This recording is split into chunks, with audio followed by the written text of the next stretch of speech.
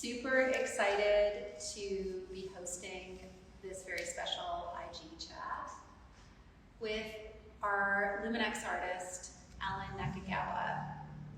Thank you everybody for joining. These are so much fun. I've been having so much fun meeting all the artists and having these very in-depth conversations with them. They're meant to really go deep with the artist, give you a sense of their reality, where they're coming from, a little bit of tidbits on what they're positioning for LUMINEX, which is happening October 5th, 6 weeks away. Wow. Yeah. Whee! But I'm super excited and we have James Gilbert's sculptures that are behind us.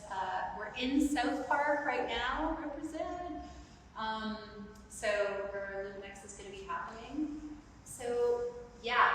Let's just dive into the conversation. And Alan, really excited to have this conversation with you. We've been chatting quite a bit beforehand, so I'm going to bring up a couple of the tidbits that we were in dialogue with. But I wanted to start off by just saying, thank you so much for participating and being here. Yeah, thanks for having me.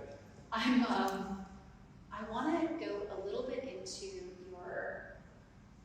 you as an artist, how you started, how long you've been living in Los Angeles. What's your association with LA as an artist who's here?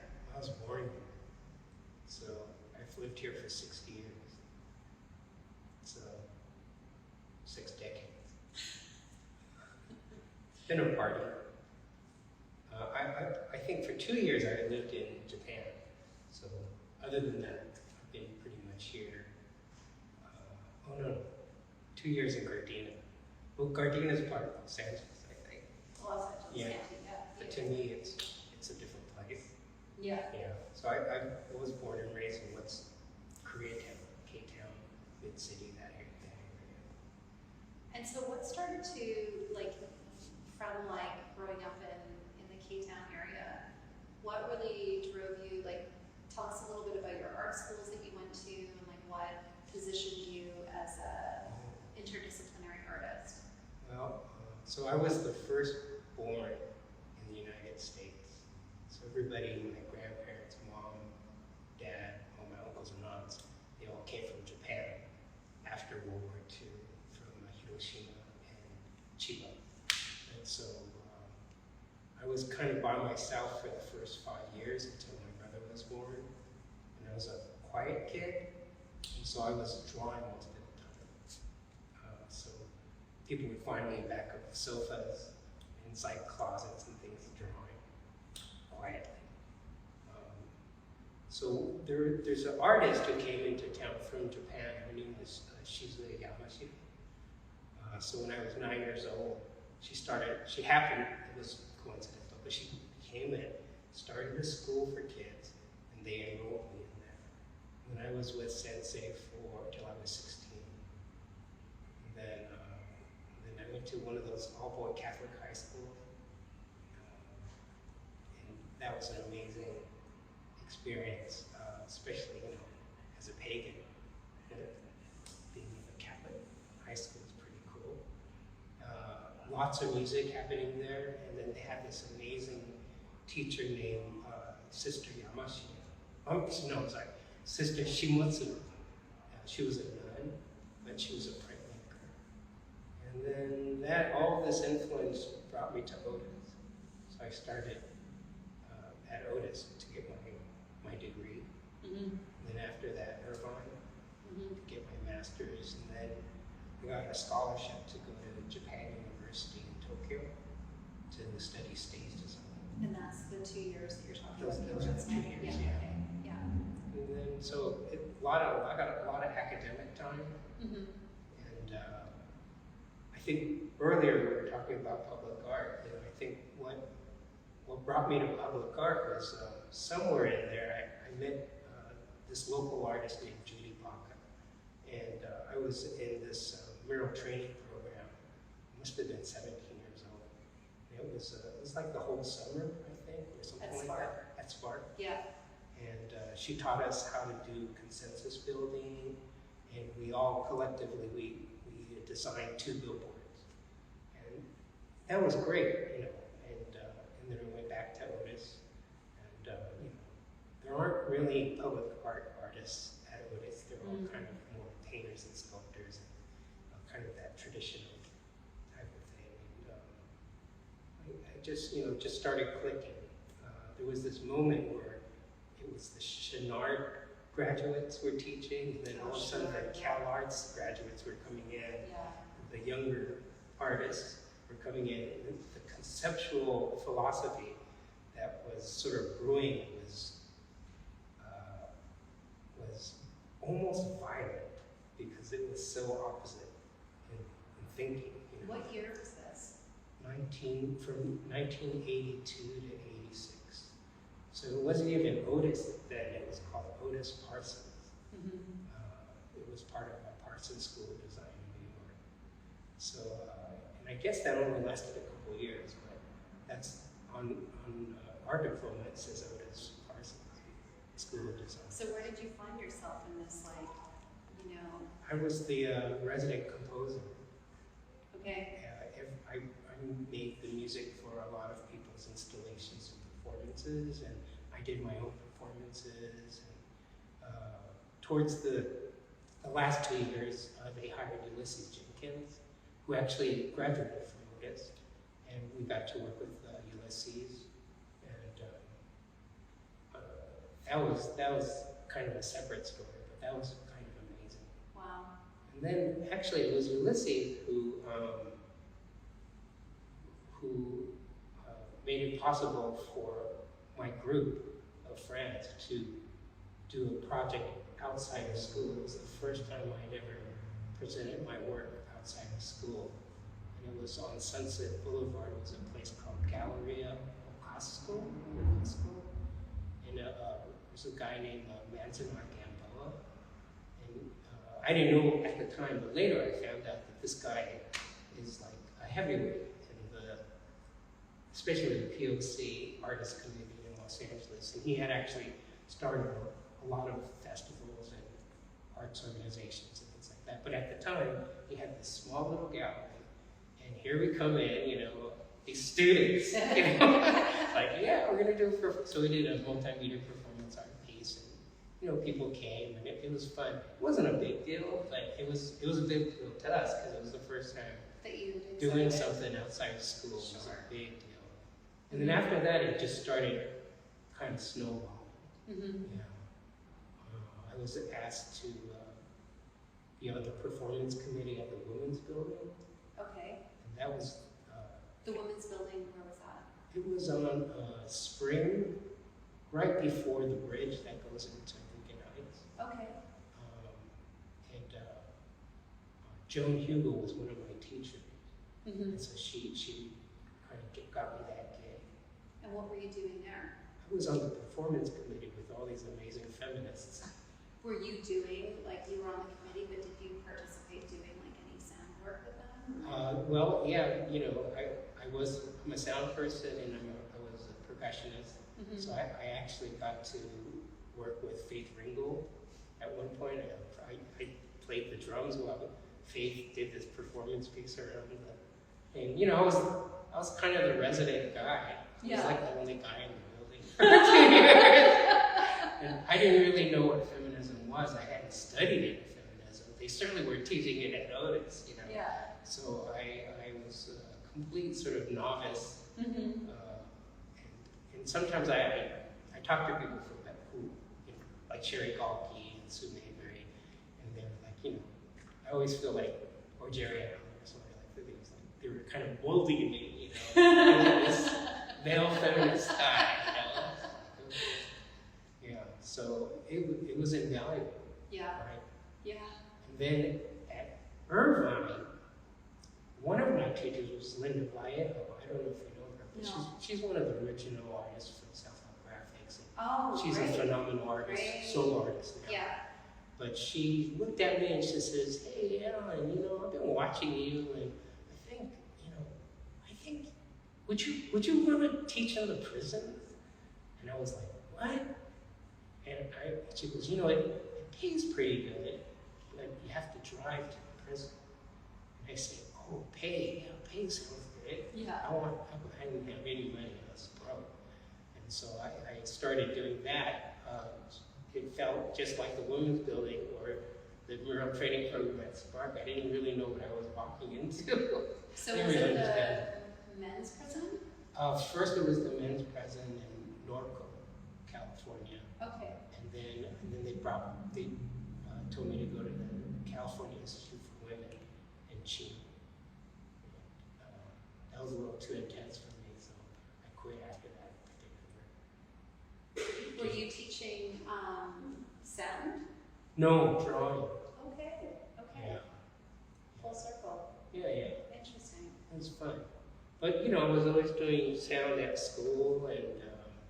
So let's talk a little bit about your residency programs that you're doing now, because I would love to sort of like build into like what he's going to be doing for LUMINEX and sort of like some of the other work that's happening in Los Angeles. Right. So, I'm sorry, what's the question? How did I Your get this? residency. Oh, the residencies. Yeah. So I'm currently doing two. Yeah. I'm doing one at Cal State Dominguez Hills. Okay. So that is specifically for their collection that has to do with the campaign for the National Coalition for Redress and Reparations. So, which ended up being this bill that Reagan signed, I believe, and all the families who were imprisoned just because they were Japanese, in blood. I mean, they're all mostly Japanese Americans, but they were put in these little prisons around a Native American camp. I guess that was like 4 or 5 years. And then they were sort of let go. But by then, if they owned property, that was gone, So it was a major hardship. And How many families are we talking about? it's 120,000 people, I believe. So, but I don't know how many families. Mm-hmm. And then the other residency, so I'm sort of researching that right now because it's a huge collection. I don't know what I'm going to do. I'm supposed to figure that out in a couple of months. The other one. And how is that going to culminate? How is that going to culminate? Is that going to be like in an exhibition, or is it a recorded piece, or is it a performance piece, or that's all up in the air? Maybe to all of the above. Okay. But I would like to work with some students. Mm-hmm. My friend Devin Suno teaches there, so I did have lunch with Devin. Oh no, breakfast with Devin. And we had that preliminary kind of idea. Yeah. And then the other one is at USC. There's Kaya Press, which is a 30-year-old small press publication. They do Asian diaspora literature, basically, and a lot of Asian American diaspora literature. So they're turning 30, and so they thought it'd be a good idea to hire an artist. So I actually started last August. So last August, I asked for every book that they published, and since then they've actually published more. So for about 12 months, I've been trying to read every book in their library, which I did. And I've never read. He finished last week. I finished last week. Yeah. It was, and then, but however, July 1st of this year, July 1st, I have a special shelf of all Kaya books, and they're all alphabetical. So I started with the first one. I pull it out. There are some underlined places, and there are post-its. So I read everything that seemed to jump out at me when I was reading it, and then that is where the libretto comes from. So something yells at me and says, "I'm the libretto," and then I type it into the computer, and then I start looking at it, and I usually rearrange it so it's more like musical or poetic, or however you want to say that. And then I do, I kind of live with that for a little bit. Maybe I go do something, I come back, and then something says, "Turn on this piece of equipment and start there," and that's what I've been doing. So by the end of the day, I finished the bass track of that micro opera. We're calling them micro operas because they're very short. They're like 5 minute long pieces. It's kind of like the Minutemen doing art. You know? And it's fast like that because, as I mentioned, there's 67 of them. We have to start rehearsals in October, so I don't have a lot of finesse time. So, but it luckily. With each of the operas, what you explained to me is like that you're translating them as either performance pieces, some are films. There's 4 categories. Yeah. Or I guess categories. One is performative, absolutely. Umisu and I recruited all these amazing artists to be part of this. And then there'll be projections. Closer to what I'm doing with you guys for the festival. Vibratory sound piece. I call it invisible architecture. And then the third is, I'm calling them music boxes, but they're not music boxes like that. They're sculptural. It's like Harry Parch with Yoko Ono. It's kind of like that. That's what they are. So you walk up to them, there's instructions, and then you participate. Oh, nice. In whatever happened while you were in front of this thing. Fluxus. Yeah, it's a very Fluxus, Yeah. inspired thing. Because the micro opera, when I went to go see it in, was it 86 or 85 or something like that, at the Mark Taper Forum, they had everything. Right after the Olympics. Right after the Olympics. There was an When energy. the buzz was happening. Yeah, it's like, oh, wow, LA, art, theater, music. Yeah. It was cool, and I especially liked, so there was one with Robert Wilson and Philip Glass. So it was a quartet, and it was staged, of course, by Robert Wilson. But there's a quartet in the middle, and there's an actor. Yeah. And he's reciting this piece, and there's all these bulbs in a grid form, and every time he finishes some part of this monologue, he pulls down the light. And at the end, they're like in a cave of light. Where when they started, it was just lit, it was just like lights coming in. And this actor was Kelsey Grammer. So I think we all saw him on Taxi maybe, but I don't think he stepped the Kelsey Grammer show was happening yet. But we were all like, who is this guy? Like, this guy's amazing. Yeah, he's amazing. And then another one was Carla Bley, jazz pianist. She had a whole ensemble, and it was very theatrical. And, so for me, I was probably like 19 years old, had never really seen anything like that, particularly. I mean, Laurie Anderson was popular. Oh my God. We saw her in Pasadena. Yeah. With David Van Tagum and My hero. Adrian Blue and all these Yeah. people. And that was cool, but what she was doing was like performance art rock. Yeah. What this was more like Theater. opera, Yeah. theater, almost musical. Yeah. And so, Robert Wilson, pretty amazing Wow. man. So. Wow. So this was like this piece for the residency is inspired by that. Yeah, because it's the 40th anniversary of that concert, the micro opera concert, and it's 30 years of Kaya Press. So I thought it couldn't be a coincidence that it's 30 and 40. So that's what made me propose to Kaya, that I'll read all your books and then I'll make a micro opera based on each of the books. And they thought I was crazy. Here we are. Yeah, it's such I've been entreating you, and I'm yeah. on number 50. So the exhibition is going to be happening February the 12th. So At the One Archive. At the One Archive. So this is the build up for that. I want to really, talk about LUMINEX now. Sorry. Yeah, so much. Don't be sorry. This all is part of it. Like this is all part of it, right? Because we're bringing these artists who are phenomenal, have incredible history in Los Angeles, are doing these incredible pieces in LA and other parts of LA to this exhibition as interdisciplinary artists that are really at the top of their game for, art and technology, segues between. And I want to dial in on the piece that you're doing because it's extraordinary. And it's also another amplification. Yeah.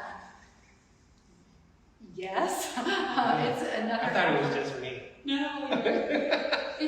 It's going to be at the park area. So LUMINEX, being in the South Park area, is in like all of these different urban sites. And the site that Alan Nakagawa's work is going to be housed in is at the South Park Commons, which is kind of this parklet site where it has benches and some greenery that's associated there. So talk a little bit about like your site specificity of the work and how it like has, you know, like the larger kind of concept behind it. So it starts with growing up in LA, and you know, I think every artist I know, at least, we're proud of so many things here, but especially Watts Tower. I mean, that's very iconic, and also the story of how Sam Rodeo made it is really interesting. And so I was taking this sort of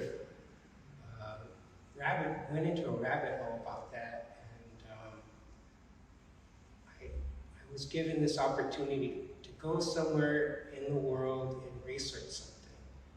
And I thought, well, I've never been to Europe, and I would like to go to Barcelona and see the Gaudis.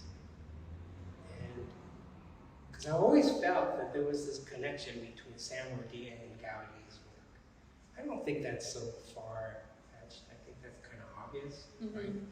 But I had never seen anybody do anything about the two guys. So I was working on this project and with this filmmaker, Rebecca Barron, who teaches at Kellogg's. And I was telling Rebecca about this, and Rebecca goes, Alan, did I mention that I used to live in Barcelona? And I was like, no. She goes, I could totally introduce you to some folks. And within like a month, I was in communication with the University of Barcelona, which is where Gaudí went. And they're actually in charge of a lot of his buildings. So if it wasn't for Rebecca, I don't think any of that would happen. So my proposal was to record the interior acoustics of the Sagrada Familia, and then do the same thing at Watts Towers, and then wed them together. You know, it's a mashup. It's an acoustic mashup. And that's what I call invisible architecture, right? We were talking about this earlier. It's like you get one place and another place, and then you combine them acoustically, and it becomes this third place that doesn't actually exist, right? Because when you're walking through a space, we have all of these subliminal like points of interest visually, and we never think about the subliminal point of interest of how your voice echoes or what the sound natively is inside of these architectural sites. And so in this mashup, you're going to you kind of like culminate the two into this sort of third architectural space. Yeah. Oh, you know, I went to Wilton Place Elementary School. This is a long time. It's still there. And I was in the library, and I was looking at a book, and it was a Gaudí. So that was the first time I ever saw Gaudí's work. And later I thought, that dude stole Simon Mattia's idea. You know? So how is that translating into this space in the South Park area? So when you guys invited me first, I walked it with Paul, and I wasn't sure about the space. It's very concrete landscape. It's kind of rectangular. And then I saw the benches. I saw these benches. There's something about these benches. So I asked you guys, can I use these benches? And you guys said yes. So I've always wanted to use, I have these sound beds, but I don't have sound seats. And I thought sound seats, I like sound seats because I've always wanted to do something about vibrational seating. Because when I was a kid, my parents owned a restaurant, and I rarely ever saw my dad, because he would come home late, you know, and my brother and I would have to go to sleep. But I always knew when he was home, because the lazy boy in the living room would turn on, and you'd hear like this, and I've always wanted to do sound like that. You know, like there's something about that. Like, if you're not asleep, you can almost hear what part of the rotation the massage the lazy boy is doing, right? Yeah. So that, I mean, I don't know what my brother was doing that, but I was doing that while I was half asleep. And there's something about those benches at that space that sort of sang to me. You know? So I wanted to use that. We're going to test it today. I'm sure it's going to And we're going to arrange them in a half circle. My piece is called Conical Sound. Simon Rudia, Antoni Gaudí, that's the name of the piece. But this piece is going to be very different from how I presented it. And also, this is only the second time it's ever been presented. The first time I presented it as a 3-speaker installation, so you got this environment kind of acoustic mashup thing. But here you'll be sitting down, so it's monophonic. I had to remix the whole thing so it's monophonic, which was a lot of fun. And each bench will have its own speaker, and it'll be kind of like Conical Sound as a lazy boy. You know, it'll be very. So it's going to have this sensorial as well as like acoustic. Yeah, it'll well. be buzzing, but also have these subliminal like subsonics happening. I'm not just using the 2 spaces. I also did a recording of a mass at the Montserrat outside of Barcelona, so it'll be the first time I'm using that field recording that I have. And I always use frequency clusters by Royal Rife. Have you ever heard of Royal Rife? It's kind of an interesting scientist from the 1930s who allegedly, well, for sure, he was the inventor of the most powerful microscope up to that moment. So he had chops. But he was doing this thing where he was kind of using sound frequencies to measure cells. And then he came up with this idea that if he could measure the frequency of the cell, then he can figure out what the anti-frequency of that cell is and kill it. So he was allegedly killing pathogens. And so it's either, some folklore that's not true, or it could be like one of the major cover-ups of medical history. Oh my God. I don't know. I think it's going to be the latter. Yeah, but there's a whole society of people into that. So I found a list of all the frequency clusters. And when I looked at them, I realized these are microtones. So I was like, oh my God, this is like Royal Rife inadvertently created a whole vocabulary of microtones. And, people like Holy Grail. Harry Parch and John Cage, and Lou Harrison. It's a whole library, but I never studied any of that. I went to a visual arts school. I was the music department. I noticed when I was there. I mean, even for the graduation, I composed and performed the procession of the recession. I didn't even walk the graduation thing. I was in the orchestra then. So I just felt like, wow, this must be a gift. So how is that going to be incorporated into this work? So there are 3 clusters, frequency clusters that I picked that I thought would be fun. And they're subliminally in the piece. Amazing. Yeah, you're not. So going you've to got to come so that you can experience these subliminal, like microfrequency clusters. Alan, this was so much fun. I could sit here talking to Alan for the rest of the night. If you have any questions that you want to direct to the artist, please put them in the chat. We're going to put this IG chat on live on our artist portal site, but we're also going to be pitching them for anyone that signs up for the newsletter. So thank you so much. Thank you. This was so much fun. Yay! Yeah. Thanks. So, and yeah, absolutely. We will see you all at LUMINEX.